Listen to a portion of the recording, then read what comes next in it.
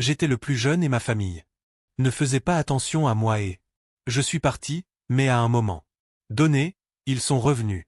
Je suis le plus jeune de 5 enfants. Quand je dis le plus jeune, je parle d'un écart de 7 ans entre mon frère le plus proche et moi.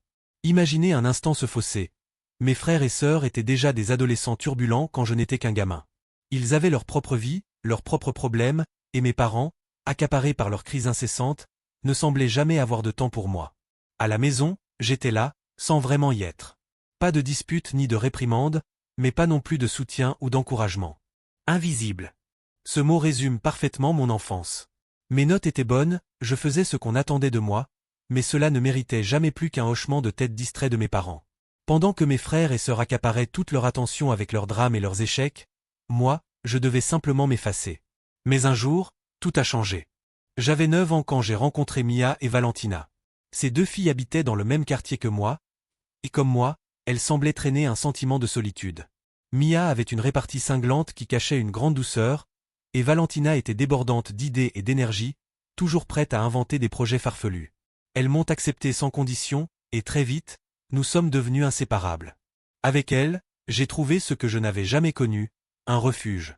Nous étions 3 enfants un peu perdus, mais ensemble, nous étions invincibles. Nous avons construit notre propre monde, un espace où aucun de nous n'était invisible. Chez moi, rien ne changeait. Mes parents ne remarquaient même pas mes absences prolongées, et mes frères et sœurs continuaient de se chamailler comme si j'étais un fantôme. Mais moi, je sentais que quelque chose se passait en moi. Pour la première fois, j'avais des alliés, des amis qui me voyaient vraiment. À cet âge-là, je ne savais pas encore que ce lien allait devenir la pierre angulaire de ma vie.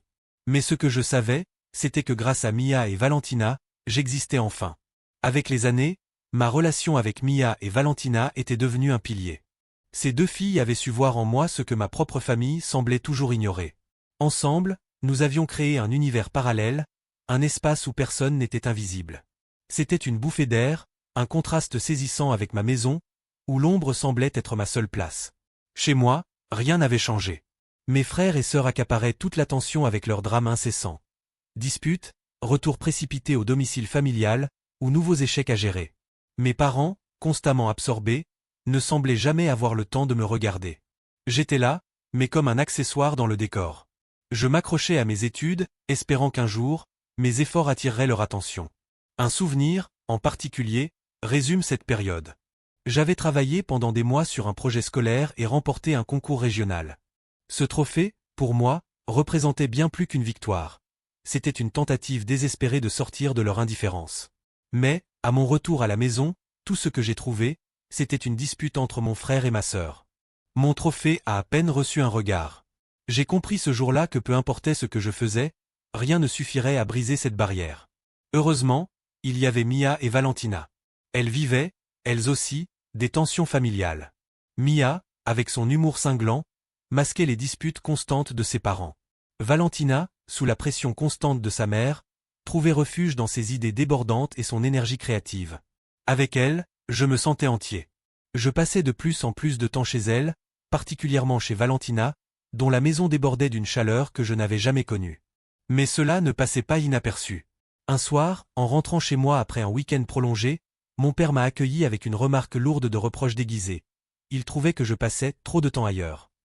Cette phrase m'a marqué. J'ai réalisé que pour mes parents, ma présence ou mon absence importait peu. Ce soir-là, dans le silence de ma chambre, une pensée s'est imposée. Je ne chercherais plus à être vu. Je n'avais plus besoin de leur validation. Alors, je me suis jeté dans mes études avec une détermination nouvelle. Chaque réussite devenait une victoire personnelle, un pas de plus vers ma liberté. Je construisais quelque chose pour moi, loin de leur indifférence. Mais je ne savais pas encore que ce chemin aurait un prix, et que le passé, même ignoré, trouve toujours un moyen de revenir. Recevoir ma lettre d'admission à l'université avait eu un goût particulier. Ce n'était pas seulement la promesse d'une éducation ou d'un avenir professionnel. C'était une porte de sortie, la promesse d'une vie où je ne serais plus une ombre dans ma propre maison. Mia et Valentina, elles aussi, avaient trouvé leur place dans des universités proches. Nous avions décidé, presque naturellement, de prendre ce nouveau départ ensemble. Le jour où je suis parti, la maison était étrangement calme, comme si rien d'important ne se préparait. Mes frères et sœurs étaient pris dans leurs préoccupations habituelles, mes parents semblaient absorbés par autre chose. Personne n'a remarqué mes valises prêtes dans l'entrée, ni même le moment où j'ai franchi la porte. Ce silence, familier mais toujours un peu douloureux, m'a suivi jusqu'à l'arrêt de bus. Dans cette nouvelle ville, tout semblait différent. Les rues, l'agitation des étudiants, même l'air semblait plus léger. L'appartement que nous avions trouvé, bien que modeste, représentait quelque chose de précieux. Les murs nus, le canapé dépareillé, les meubles montés avec difficulté, tout cela faisait partie d'un endroit qui était enfin le nôtre. Les débuts n'étaient pas faciles. La vie indépendante, si séduisante, s'accompagnait de défis concrets. Équilibrer les cours, les petits boulots, les factures, et même les repas improvisés.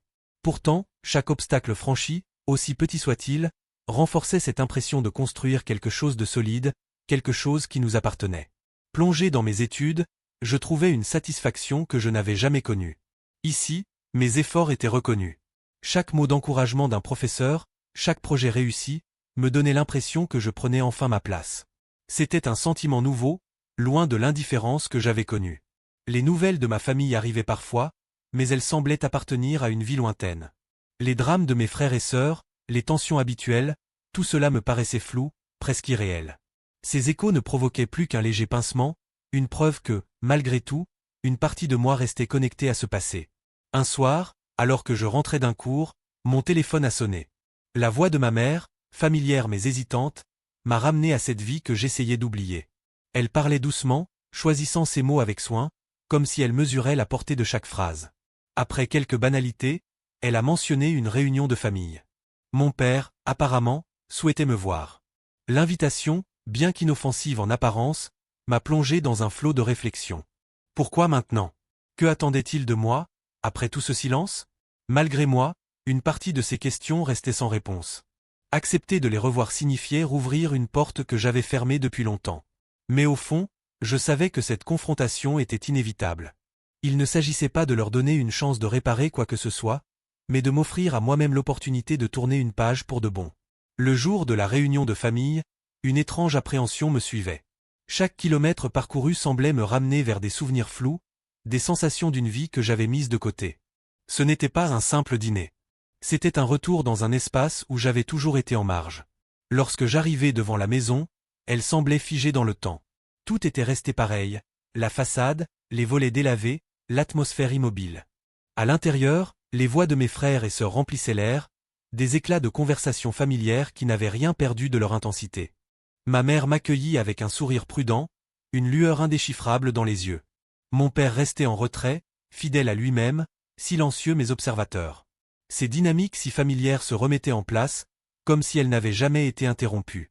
Le repas commença comme d'habitude. Les échanges tournaient autour des drames habituels.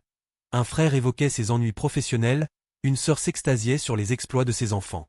Je mangeais en silence, observant les discussions comme un spectateur extérieur. Puis, au milieu de la soirée, mon père prit la parole. Ce n'était pas dans ses habitudes, et son ton imposa un silence immédiat. Il parla de la famille, de l'importance de rester proche. Son regard se posa sur moi lorsqu'il évoqua ma réussite, glissant presque négligemment que cela n'aurait pas été possible sans leur soutien. Ces mots, simples en apparence, laissèrent une marque bien plus profonde que prévu. Ce n'était pas la reconnaissance que j'attendais depuis tant d'années, mais une tentative de revendiquer mes accomplissements, comme s'ils leur appartenaient. Je ne répondis rien. Ce n'était pas le moment d'un affrontement ou de grandes révélations. Je laissai le silence s'installer, absorbé par mes propres pensées. Ce que j'avais attendu d'eux n'existait pas et n'avait jamais existé. La soirée continua, mais une tension persistait. Les regards échangés autour de la table montraient que quelque chose avait changé. Mes frères et sœurs évitaient le sujet, mais je pouvais sentir qu'ils avaient saisi l'essentiel. En quittant la maison, je m'arrêtai un instant pour observer cette façade figée dans le passé. Elle semblait soudain bien moins imposante, presque insignifiante. Ce lieu qui avait occupé tant de mes pensées n'avait plus d'emprise sur moi. Sur le chemin du retour, une légèreté inattendue m'envahit.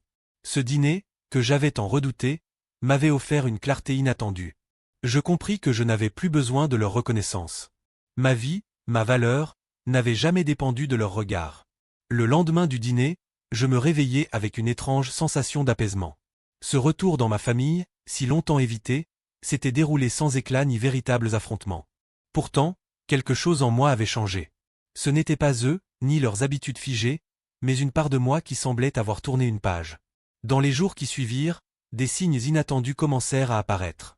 Des messages, simples mais inhabituels, vinrent de mes frères et sœurs. Pas de grandes phrases ni d'excuses, mais des questions anodines. Tu vas bien? Comment ça se passe à ton travail? Ces mots, si légers en surface, semblaient chargés d'un effort qu'il ne savait pas encore exprimer pleinement. Un appel de ma mère arriva peu après. Sa voix était plus douce, teintée d'une hésitation inhabituelle. Elle parla longuement de sujets banals, le jardin, des rénovations dans la maison avant de glisser, presque malgré elle, que mon père pensait souvent à moi. Ces mots, lancés comme un souffle, éveillèrent en moi un étrange mélange de distance et de résignation. L'idée qu'il puisse nourrir de tels regrets ne changeait rien à ce qui avait été. D'autres gestes suivirent. Mon frère aîné m'invita à un café, et une de mes sœurs envoya une vieille photo retrouvée dans un carton, où nous étions enfants, souriant sous un ciel estival. Elle accompagna l'image d'une simple phrase. On se demandait à quoi on pensait, ce jour-là. Ces tentatives maladroites de rapprochement me laissèrent perplexe. Une partie de moi voulait répondre, comprendre ce qui les poussait soudainement à m'ouvrir une porte restée fermée si longtemps. Mais une autre, plus profondément ancrée, hésitait. Ces gestes, bien qu'honnêtes, ne pouvaient pas effacer ce sentiment d'invisibilité que j'avais ressenti toute ma vie. Je pris mon temps pour réfléchir. Ces mains tendues ne m'appelaient pas à tout reconstruire, mais elles portaient une sincérité que je ne pouvais pas ignorer. Ce n'était pas une réparation qu'ils cherchaient, mais un début, quelque chose de fragile. Une nuit, en contemplant la photo envoyée par ma sœur, je sentis un calme étrange m'envahir. Peut-être que cette relation n'avait pas besoin d'être ce que j'avais attendu. Peut-être qu'elle pouvait simplement exister autrement, à ma manière, sans attente, sans charge inutile. Le lendemain, je pris mon téléphone et appelai ma mère. Ce moment n'était pas une promesse, ni une réconciliation. C'était un premier pas, une tentative d'avancer à mon rythme, sur mes propres termes. L'appel de ma mère m'avait laissé un sentiment étrange, comme si un équilibre fragile se dessinait. Sa voix portait une hésitation inhabituelle, et derrière ces mots simples, je sentais un effort pour combler un espace resté vide trop longtemps. Avant de raccrocher, elle me proposa un déjeuner, juste nous deux. Cette invitation, inhabituelle, me prit au dépourvu. Après un instant d'hésitation, j'acceptai, curieux de ce qu'elle souhaitait réellement. Le jour venu, la maison familiale semblait inchangée, mais l'atmosphère était différente. Tout était plus calme, plus ordonné, comme si elle avait soigneusement préparé cet instant. Le repas qu'elle avait cuisiné était simple mais soigné, un détail qui ne passa pas inaperçu. Les premiers échanges furent légers, presque vides, remplis de banalités sur le jardin et le voisinage. Mais sous ces paroles, une tension était palpable, comme si elle cherchait la manière de dire ce qui pesait sur elle. Finalement, après un long silence, elle posa ses mains sur la table et commença à parler. Elle évoqua mon enfance, les crises incessantes qui avaient accaparé toute son énergie, et la manière dont elle n'avait pas toujours su être présente pour moi. Ce n'étaient pas des excuses directes, mais des mots sincères, une reconnaissance tardive de ce qu'elle avait manqué. Elle semblait chercher à poser une vérité qu'elle n'avait jamais eu le courage de formuler. Je restais silencieux.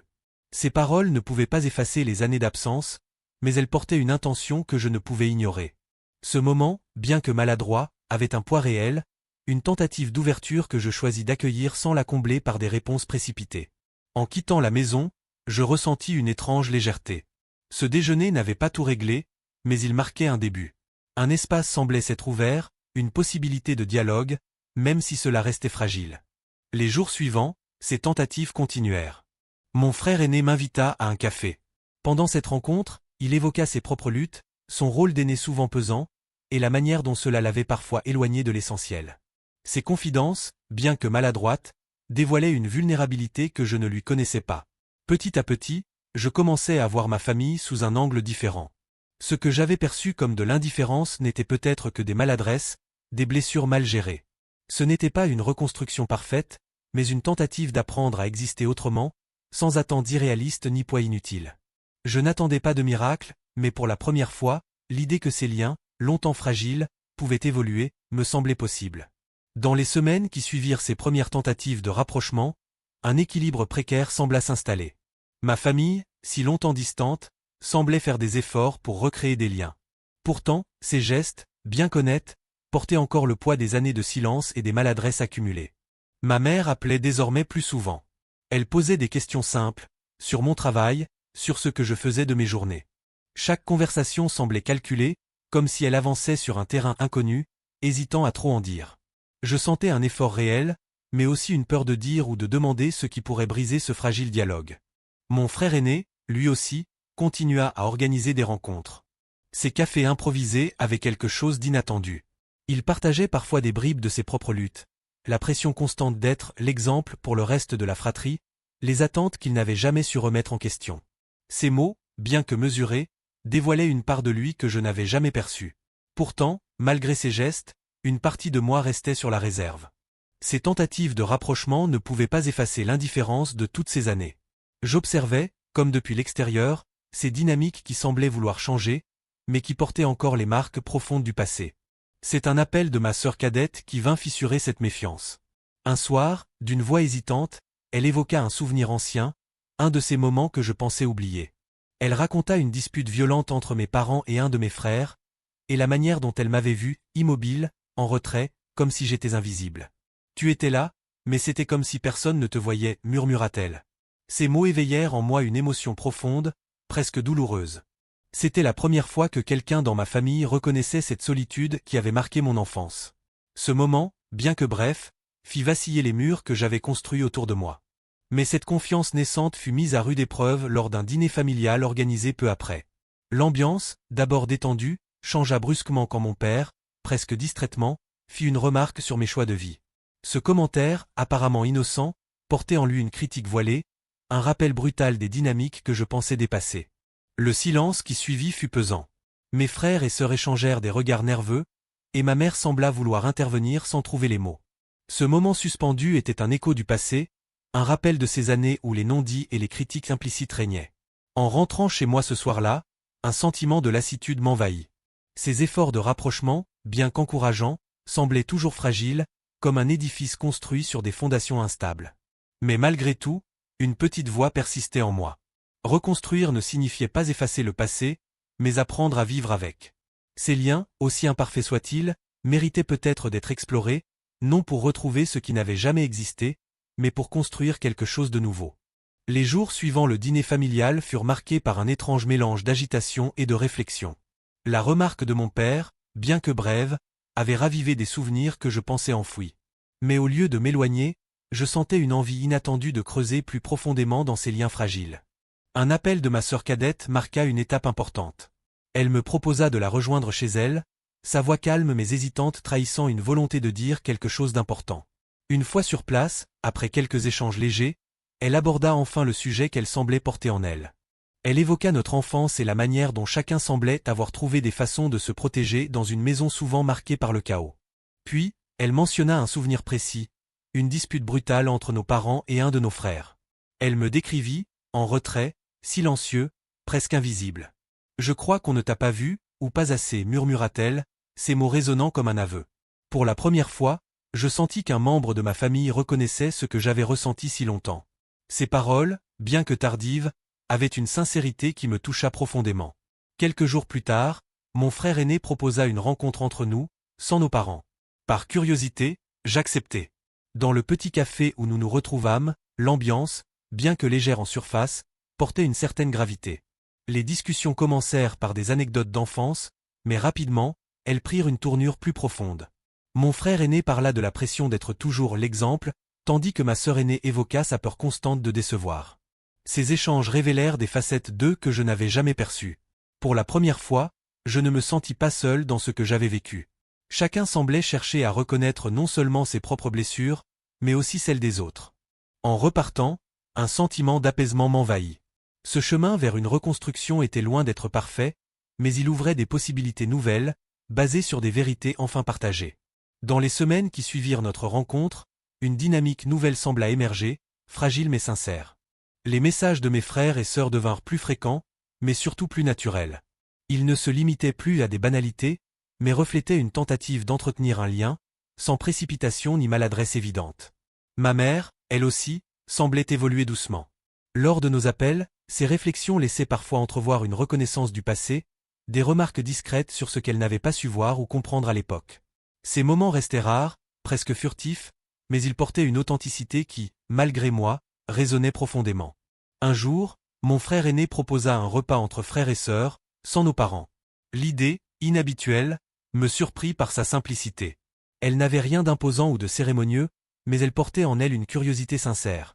Que pourrait-on partager, entre nous, dans un espace moins chargé de ses anciennes dynamiques familiales. Lorsque nous nous retrouvâmes chez lui, l'atmosphère était légèrement hésitante, mais pas tendue.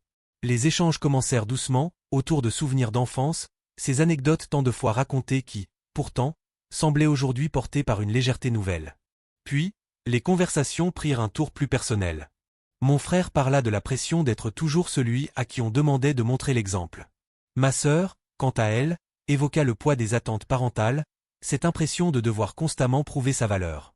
Ces confidences, bien que simples, ouvrirent un espace où chacun pouvait enfin mettre des mots sur des blessures souvent tues. En repartant ce soir-là, je sentis une sérénité inattendue. Ce repas n'avait rien réglé, mais il marquait une étape. Nous ne cherchions plus à rejouer les rôles du passé, mais à construire quelque chose de nouveau, sur des vérités partagées et acceptées. Ce n'était pas parfait, mais c'était un début. Après le dîner entre frères et sœurs, une nouvelle dynamique sembla s'installer. Les échanges étaient plus sincères, portés par un désir commun de dépasser le passé. Ma mère, plus attentive, montrait des efforts pour maintenir ce fragile équilibre, posant des questions avec une douceur qu'elle n'avait jamais vraiment exprimée. Mon père, en revanche, restait en retrait, observant sans participer. Une réunion familiale fut finalement organisée, incluant nos parents. Ce moment, d'abord hésitant, prit un tournant inattendu lorsque mon frère aîné aborda nos souvenirs d'enfance. Contre toute attente, mon père prit la parole. Avec une émotion rare, il admit ses erreurs, sa difficulté à exprimer ses sentiments et l'impact de son silence. Ces mots, bien que brefs, portaient un poids immense. Ce n'était pas une réconciliation parfaite, mais une étape, une ouverture. En partant, je réalisai que cette reconstruction n'était pas une fin, mais un chemin. Et pour la première fois, ce chemin semblait possible.